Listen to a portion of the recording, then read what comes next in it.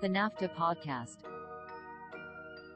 Sometimes it may be good, sometimes it may be shit.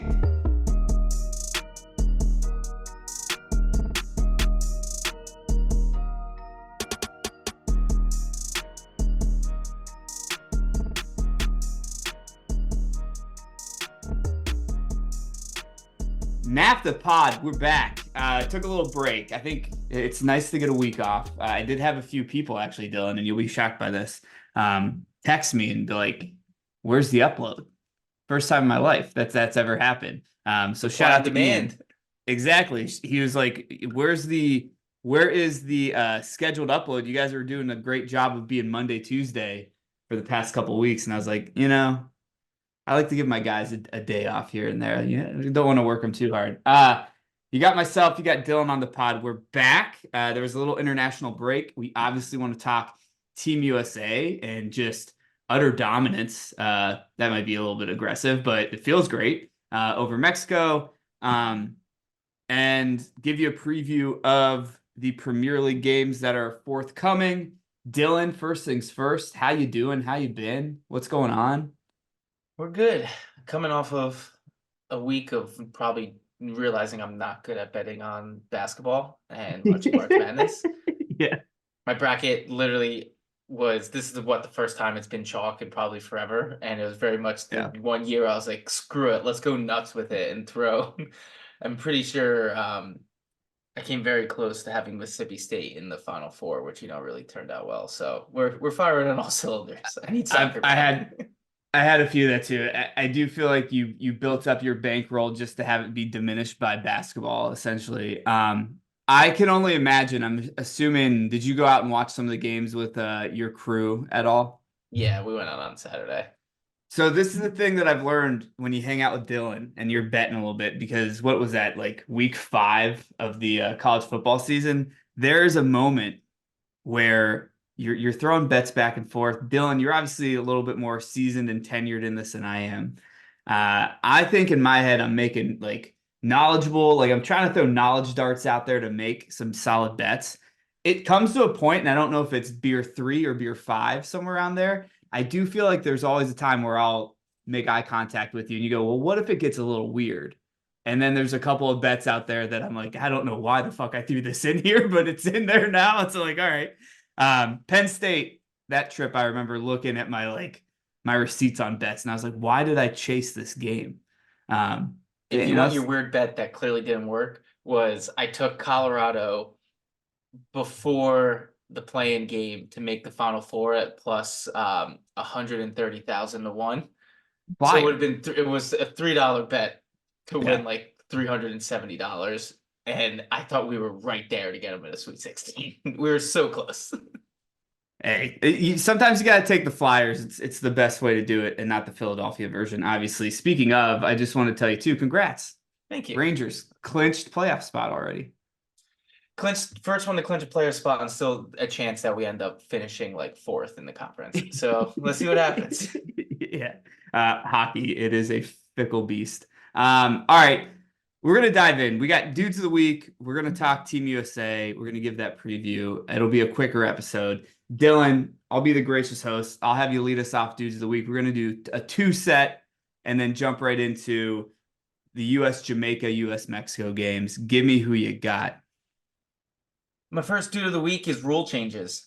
And I'm not talking about the NFL and the kickoff and whatnot, but more offsides and how many more goals we're going to have and people not realizing that the rule changed. I'm assuming you saw this, or do you need me to explain it? Okay. No, well, explain to the listeners may not have. Give an overview. I said that it's my job to explain it. So great podcasting.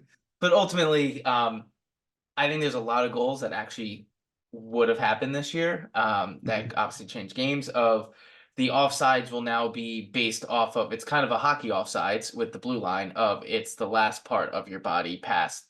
I forget how I describe it, but essentially it's a shoulder. It's not the arm or whatnot. But like if you have a foot behind someone's full body, but your head's above, which how many times have we seen that being called offsides? It would actually. I would describe it as it's the last part of your body that can conceivably score a goal being off. So your shoulder's okay. head's okay. I don't know who's running like this, but like your foot, leg, not your arm, not your hand. Those cannot score goals. So it is the last part of your body that can score a goal if it is behind the defender.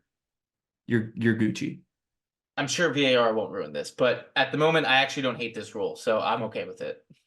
Yeah, I mean, I think you just brought up the exact point is like when you were talking about having to have actual space in between the defender and the offender to call an offsides, and now we have to start deciphering body parts is a better word. I'm a little worried. I'm not gonna lie. I think it's a great rule, but the only way this works is if we bring in that World Cup automated offsides technology and we are able to figure it out that way. I am, and Liverpool fans will agree with me. I don't have faith in them calling offsides or getting it correct. So I just want to throw that out there. But like a rule change, Yeah. This is a tomorrow problem, so who cares? Yeah, let's keep chefing it off. All right, my first do of the week. I gave you a preview of it before we jumped on. Dylan, I'm gonna suck up to you even more. Thanks to Wolves, thanks to you, getting Haji right on form against Coventry in the FA Cup. He was able to bag 2 goals against Jamaica so that we could move on, which talk about a Jekyl and Hyde, international break for Team USA. But Haji Wright played a big role in that first one. Don't win the first one. You don't get to beat Mexico for the 18th time in a row or however many it's been. Do feel bad. Dos Cicero, absolutely. I do feel bad though. I was liking the Cinderella run by the Wolves. I was into it. Coventry also into the Cinderella run, but we'll see what happens. More time to focus on top 7. Is what I'm telling myself. There's always a silver lining. And then my second dude of the week, as we'll snake draft 2 picks, which I don't know if it's actually how you should be doing it, but you got to go Tyler Adams. Welcome back from injury, and then an absolute howitzer from I don't even know where the fuck he shot that from. I joked in our chat that it was Caitlin Clark distance to pander to all the women's sports fans, but it was deep, and I've never seen him actually do that. So, welcome back, and a little dangerous in that midfield. The midfield's getting crowded, I will say, and it'll be a tough decision. Exactly. That's the problem we need to have. It'll be a tough decision for whoever is our coach during the World Cup, but it was impressive. So Tyler Adams, welcome back. Great goal. Great win. I say, happy to see Tyler Adams back. It was the epitome of Tyler Adams. I wasn't familiar with your game in terms of obviously we know he's a stud. I just didn't know that he had Ruben Neves banger stud in him in terms of from outside the box. Also, I did tell you guys, I'm sitting on the couch. Alexis is next to me. She's not paying any attention. I see him kick it, and I didn't say it out loud, but internally I'm like, oh man, that's kind of dumb. Why are we doing this? It goes in, and I literally just go, holy shit, holy shit, holy shit. That's the only reaction I had. And then I told you guys, I literally went to my phone. The first thing I did was Instagram message Craig, our friend from Bournemouth, and just be like, yo, I know that you're asleep because it's 4 a.m. there, but you're going to wake up to a pretty sick Tyler Adams goal. It took him 2 days to respond, which I'm not going to hold it against Craig. He's probably pretty busy, but he did respond in a typical British way, or a way that he just does not give a shit about Team USA, obviously. And he was just like, yeah, I hope you can do that for the cherries. And I was like, thanks, Craig. Thanks, Craig. So reaching out to other pods for a Tyler Adams goal. Sorry to cut you off. No, you're good. Paramount Plus just froze right when that was happening. So when you said insane, I was like, I'm assuming we scored, but Paramount Plus sucks, and I can't do anything about it right now.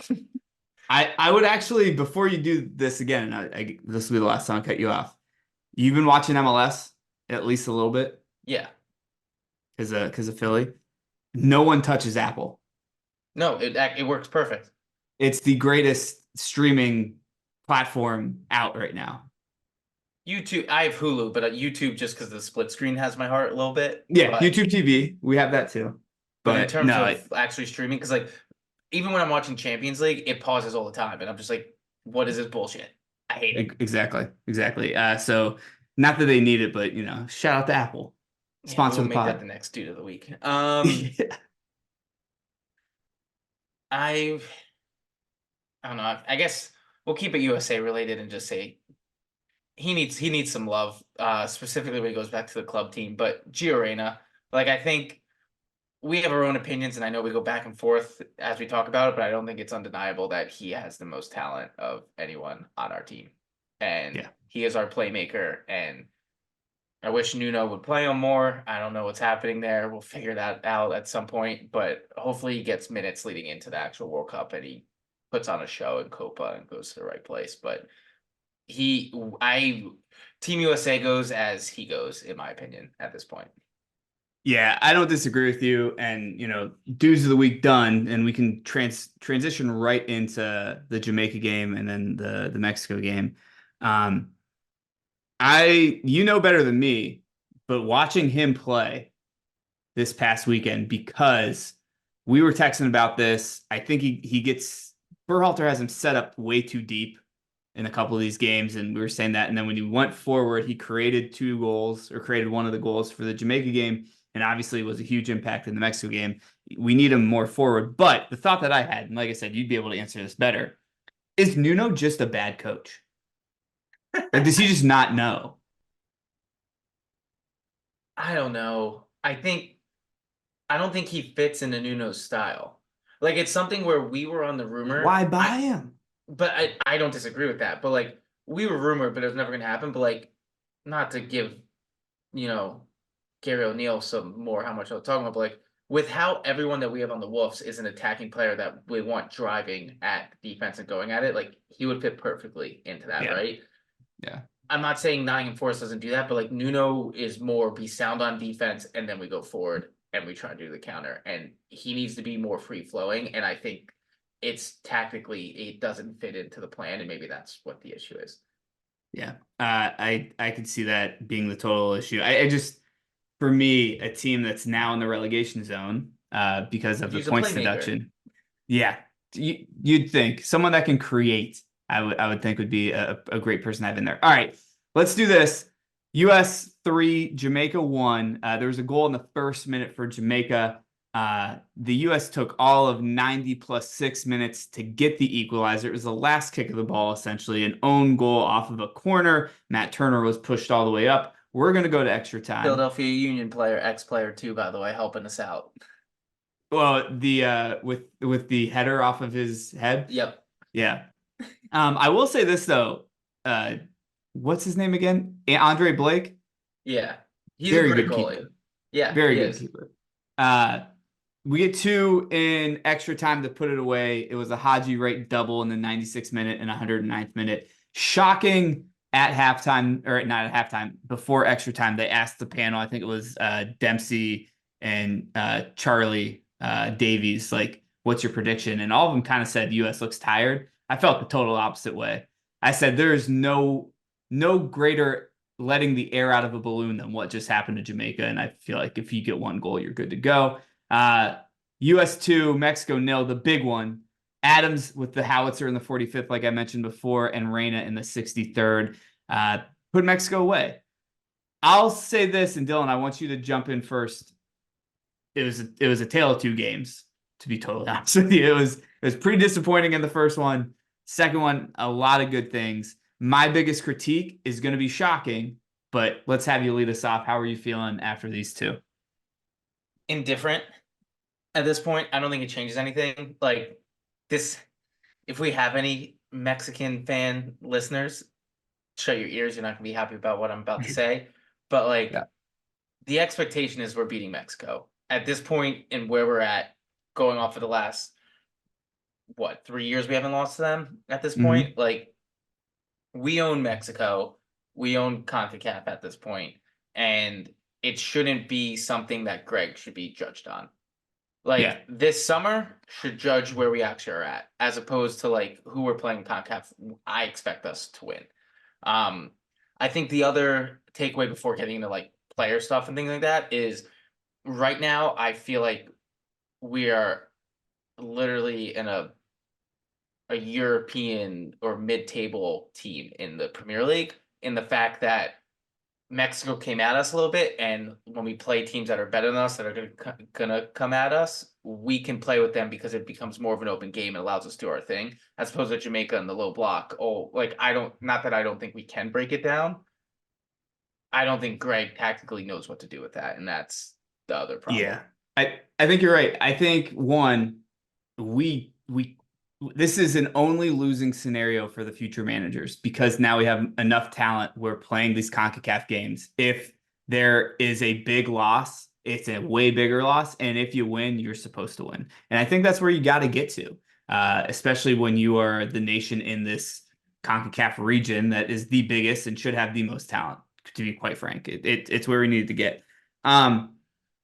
I think that there's some weird choices that he's making. I mentioned how deep Gio was getting with the ball and basically playing like, I don't even know, it's just not a deep line playmaker. It was like being kind of a sweeper essentially at times, which I don't necessarily like. Like to your point earlier, having someone run and put pressure on people and drive at defenses is I think where he makes the biggest impact. And we want to get our players in the areas where they're going to make the biggest impact. My critique though, which I'm going to sound like a crazy person, and I'd love to get your reaction. We gave up one goal. It was in the first minute, kind of fluky, against Jamaica. The back line still doesn't feel the greatest it could be. So I don't disagree, and I know why they're doing it, but I feel like we have to set up for the World Cup at this point, right? Like we need to get people ready. I think Tim Ream's great. I think he should be on the squad. He's a great locker room guy, all that type of stuff. Unfortunately, the more he plays, I don't think it gives us as solid of a back as we need. Like Miles Robinson, or I don't think Vickers is injured or not in camp, or maybe he was. I don't know, but like those other pairings, I think need to be playing together to figure out what that pair is. Like ultimately moving forward, it's getting the proper center back duo and figuring out actually who our striker is what needs to do it, because the depth in midfield's there to the point where 2 or 3 people that I think should be starting aren't going to play, but I think that's great from a versatility standpoint of we can actually adjust to whoever we're playing. If we need to be more defensive in midfield, or we're going to go for it type of thing. So I know I kind of went a different answer, but I don't disagree. I think the defense still looks a little shaky, but it's more, and again, nothing against Tim Ream. I just think we need more of those younger guys playing together and figure out what the pair actually is. Yeah, so it's shaky in the sense that I think there's a lot of chances given up or chances created by some weird decisions or mistakes that literally come with playing more. I don't want to take Chris Richards out. I think he's actually going to be the future center back in there. I like Miles Robinson too, to be honest. Yes, exactly. But they got to play together, and I think that's the biggest thing. Ream, to your point, dude, can you imagine having the career he's had where not even on the radar, and now for the past 8 years or 6 years or so, he's on this team and been the key part. He's been a captain. Please hire him as an assistant if he wants it. But it is that back line, and I never, because he's kind of a knucklehead at times, but like having Dest back in for that Mexico game honestly allowed the shape to change moving forward, so much so that you could rely on Adams being back in defense. Now, when he came out, here's my second critique. And again, I think it's the same type of thing. I think Johnny Cardoza is going to be great. He's got to play more in camp. Like, got to play more because he, much like the center backs, looked like I just need more minutes. And you're right. The problem is Reyna and Adams are both basically not match fit for how much they've been playing. And I think it's just a tough camp of like, we need to get these guys up to speed as well. Oh, for sure. But even like Musa sitting, like it's just interesting, like what decisions actually get made there. And like when you talk about our wingers, our like right and left backs and all that, is we have 2 like amazing right and left backs that have speed, are happy on the ball, and completely change the shape too, where like a Pulisic or Way and all that. Like I think that's the other thing we need to figure out, because Dest and Robinson come so far up the pitch where I think Weah wants to be more on the outside at this point, and so does Pulisic. That, in a sense, we're getting more bunched up than actually overlapping runs is the other problem. Yeah. And it's a good problem to have, but it's something they need to figure out. It is almost like inverting the fullbacks maybe a little Yeah. bit once you get up the pitch. I don't know how comfortable Jedi, which Michael will love hearing, likes playing more in that gap where it's like he's further off that sideline and has to sit in there. I think I think you put Serginho Dest anywhere on the field. He's like, oh yeah, cool, I can figure this out. It'll be interesting to see how they do that. I totally agree. The biggest critique, obviously, in that Jamaica game is being able to score. You mentioned earlier, who's our striker? What's your take on this right now? Where do you think we need to be? I mean, I think it's something where you need to play whoever's in form, which I know is such a cop-out answer, but it's something where, like, when Haji got the start against Mexico, I feel like Twitter was freaking out, but like, are you kidding me? All this type of stuff. But if you look at, he's the most informed striker that's actually on the roster. Like, Balogun's the name, but he hasn't been doing as much this year as he did last year when we got him. Like, Pepe's playing well, but I think it's something where it depends. Again, I think it's a matchup thing. It's not a bad problem to have. And he didn't really get into the game, but I also think his job was to basically just disrupt on overhead balls on the Mexican defenders and let them basically tackle him every single time we got a free kick at that point. So, which no one's going to give him credit for is the other thing. And that's the thing. Like, I want to give him credit for it. I also kind of want to, and it's a low bar, and I've had this bar set before. That's not usually a Berhalter tactic. So shout out to him. You know? He's evolving. Again, we said it, and we don't have to harp on it. This whole thing, it's like, it's great to win, great to be a three-peat. It doesn't matter. We're about to find out in about, 4 or 5 months where we actually stand. Like, we have to play some actual tough competition at is CONCACAF on steroids in terms of the shenanigans we're going to be going against too and all that. So CONCACAF and CONMEBOL coming together. And I know I said that wrong, but it's more fun to say it that way. It is. And I honestly, man, I'm at the point now where I do know that there's a few more micronations in CONCACAF that, Trinidad and Tobago being a bigger version of that it's important for them to play. I would love just a full merger. Let's go college football on this. Let's just be Western Hemisphere for a lot of these. I want to be in the Gold Cup every year. Or what's it called? America. Copa America. Sorry. I want to be in Copa America every year. Or I want to invite them to the Gold Cup. If we do that, though, we got to stop bringing our C team out. That'll be bad. But I'm excited for it. This is the first time, maybe in our lifetime, that we're going to line up against some of these South American countries. And I'm excited, honestly, win, lose, or draw, because I would just want to see where actually we're at. Yeah. Like, I want to understand. It's the best benchmark we're actually going to have going into a World Cup cycle that we've had in a long time. Yeah, absolutely. And it might be great, and it might be the world's on fire, but at least we know. Yeah, at least we have more information. I totally agree. All right. That was the biggest thing with Jamaica. Let's do quickly to Mexico before we do our predictions here. You mentioned it. The biggest issue Mexico's having right now is they have maybe 2 or 3 people on their team that are playing outside of Liga MX. They are not producing the talent like they used to.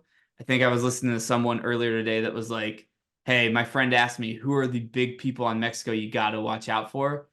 And the guy who knows soccer very, very well was like, I didn't know how to answer it. It was like Santi Jimenez and then Chucky Lozano. But like after that, these are kind of not people I'm as familiar with. So and Ochoa's like Peter Pan. I feel like he's been their goalie for like 40 years. So yes. I did tell Alexis, I was like, that man in goal is like 40. He's 38, but she was pretty shocked by that.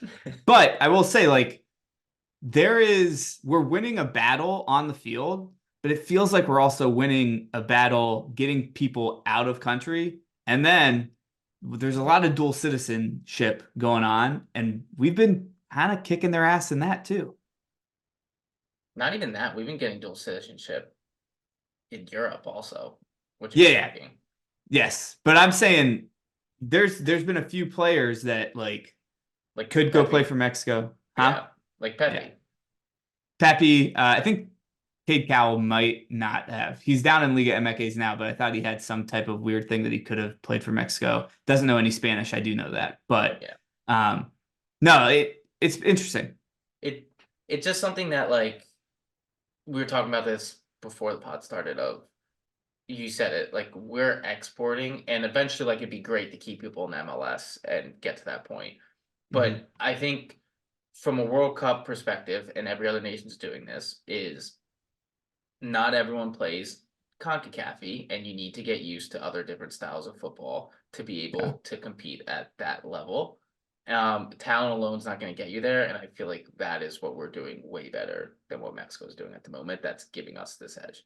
Like, I'm probably going to jinx us, but like, I'm expecting us to beat Mexico until like the group we have now, and like, we'll see what comes up. Like, with the group we have now, like, we should be dominating Mexico for the next 10 years. Yeah, like, without I don't disagree. I don't disagree at all.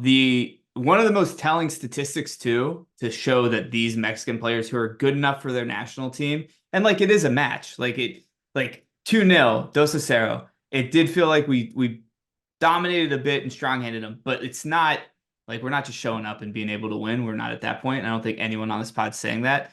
The stat that you got to take a look at that really proves that no one's leaving the Liga MX is anytime one of these teams lines up against an MLS team, they beat the shit out of them.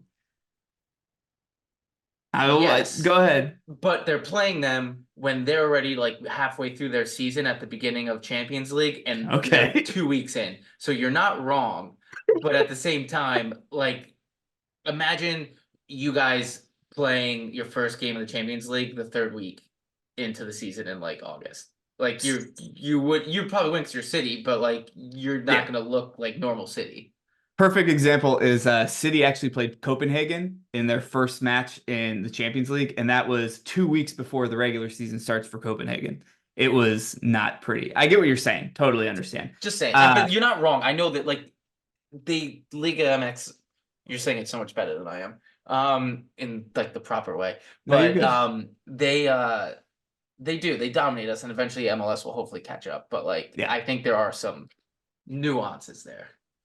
Totally. And I think that we could do an entire pod on changing the MLS calendar to make it make more sense. And I think if it works for Japan, if it works at Japan, then we might be okay. Yeah, I think we're down. All right, we want to jump into predictions. Put a bow on it. US three-peat for the Nations League. We're dominating CONCACAF. We don't really worry about the Gold Cup. We're sending our C and D team there. It's totally fine. We got big matches coming up against Colombia and I believe against Brazil for friendlies. And then it is Copa America. Dylan, you and we're going to get to go see Messi, maybe, hopefully. I think we're going to see him twice. Hopefully he plays. That'd be nice. He's going to play. Yeah, I know. I was, I don't want to. I'm in the middle of interviewing at places. I'm big non-jinxing right now. I don't have an opinion on anything, right? All right.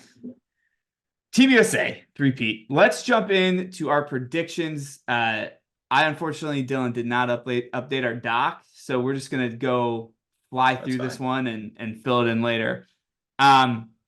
First week back after an international break, there are some decent games, and by decent I mean it is 1v2, 3, whatever we are now as City with Arsenal and City. Let's lead it off though. First game of the week: Newcastle hosting West Ham. What's the old adage, Dylan? I'm going to say Newcastle for the fact that if a team ever needed a break just to actually rest, it was probably Newcastle. So I'm also them at home and it be coming off an international break. I'm just going to ride that. The old adage, the only time you bet Newcastle is after an international break, and I'm doing it too. I'm putting my money where my mouth is. Bournemouth hosting Everton. Everton gets a new team down in the relegation scrap with them. Nottingham Forest loses some points. They're out. The Cherries, they're hosting. Who you got? I'm going to say a tie. Safe. I like it. I want to take Bournemouth, but like if I take Bournemouth and this would be good for Everton, like that's what will happen is Everton will all of a sudden like be the best team in the Premier League and win 3-0. So I'll take a tie.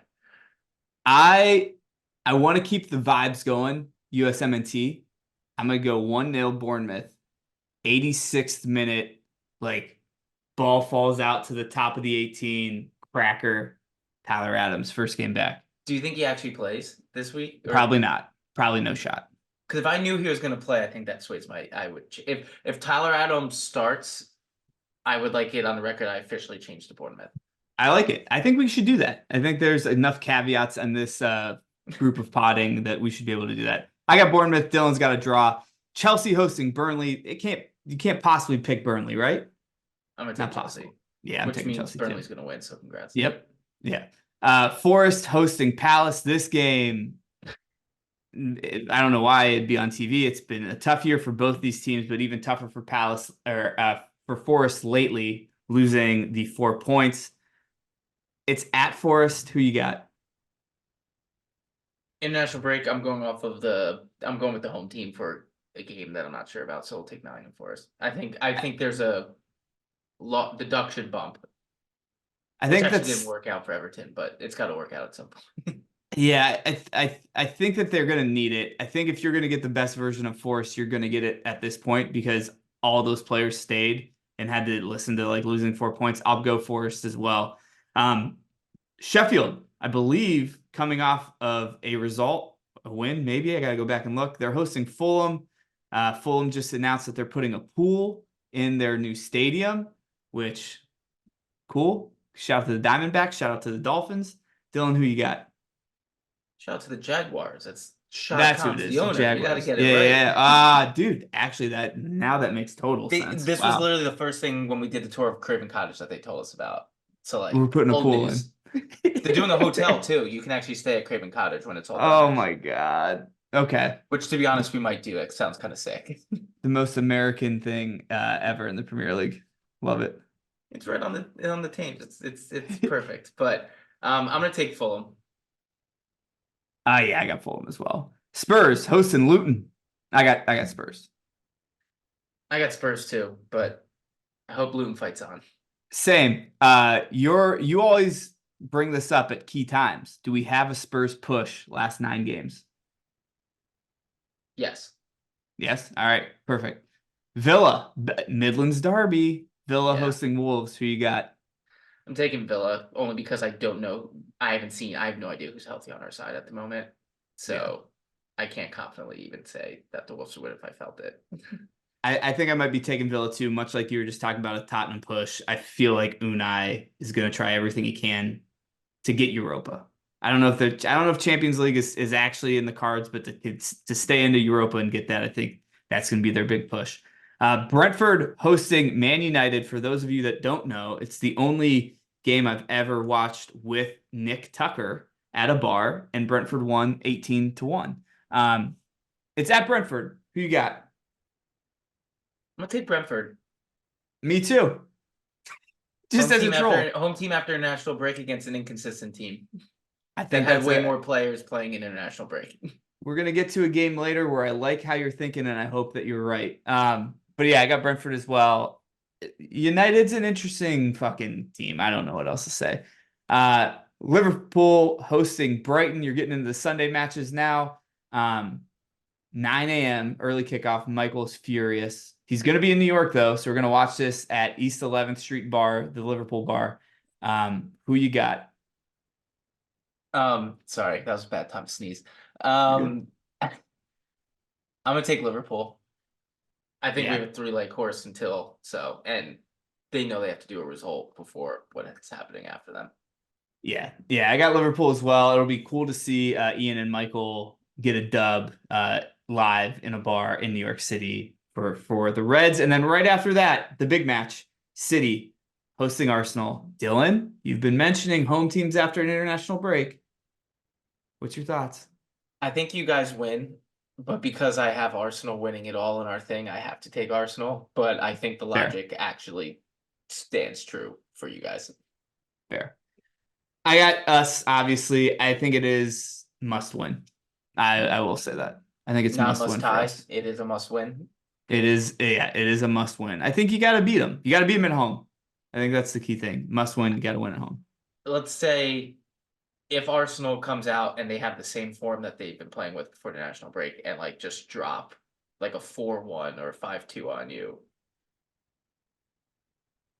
done not winning it. I think there's a fork in us for sure. I do. I'm gonna be on the City podcast on April 11th that was on before, and it'll be an interesting conversation because I have not been impressed with us this year, and they're a bit of an apologist pod. I'm gonna call them out for it. I'm like, we've not been good. Like, Yeah. I don't know what you're talking about. It's good to be realistic, grounded. Yeah. Dylan, you and I, we live in that world. Nick and Michael, not so much. Anyway, yeah, I got City, big wins. Any surprises this week? You just excited to get the league back on? I'm just happy to watch again. Like, I'm gonna say there's definitely gonna be surprises because there always is over international break. I feel like this is our predictions are like most of the time we're really bad. Yeah, it's not totally like agree. Also it's March. If there ever it kind of should go with it. So I'm gonna say Burnley, Luton, and Sheffield all somehow win this weekend will be what ends up happening. That'd be a fun parlay to throw it on.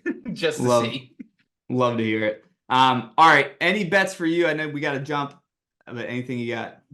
I've got two, because again, I don't trust international break weekends. I always mess it up. But I think every time you guys play, it's City Arsenal. It's one of those big games. I don't think we always get the firecrackers we need, especially in a situation like this. I think it's going to be treated like a final. So I'll be taking under 2.5 in City Arsenal at plus 110. Ooh. It also might, like I said, be 4-2, 4-3, but I feel like, especially when you guys play specifically, the past 4 have been like 1-0 games, I feel like. Yeah. I think that's good logic. And then Luton always scores, Tottenham always scores. I think Tottenham wins, so both teams have scored, no draw, minus 115. Love to hear it. All right. That is the app. It was a quick app. It'll be nice for the editor, myself, on this one. Dylan, get us out of here with a joke. What are successful forwards always trying to do? Reach their goals. Cheers.